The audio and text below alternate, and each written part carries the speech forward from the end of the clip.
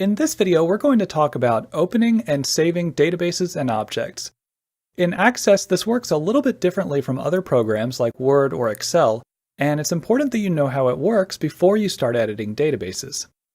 We'll start by opening a database. Make sure you're in Backstage View, then click Open. And if there are any recently opened files, they'll appear here. But if you don't see the one you're looking for, click Computer, Browse, and then you can double-click your file to open it.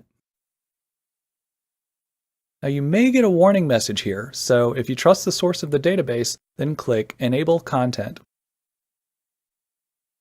Now earlier I mentioned that Access is a little bit different from other programs, and that's because you're not going to be editing the database itself, but rather the objects within the database.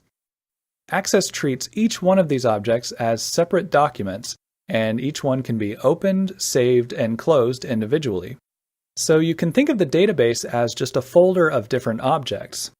Let's open a few objects. Just double-click on each one, and I'm going to open a table, a query, and I think I'll also open a form and a report. Each of these objects now has a tab on the Document Tabs bar. If you make any changes, you'll need to save the object before you close it. You can do that by clicking Save on the Quick Access toolbar. And this only saves the current object. And to close it, you can click the X over on the right.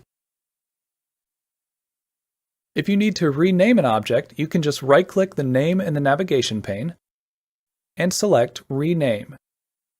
And then type whatever name you want.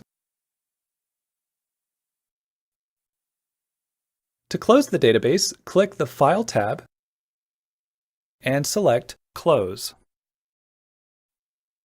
And in Access, you're not going to be saving your database because you're saving each object individually.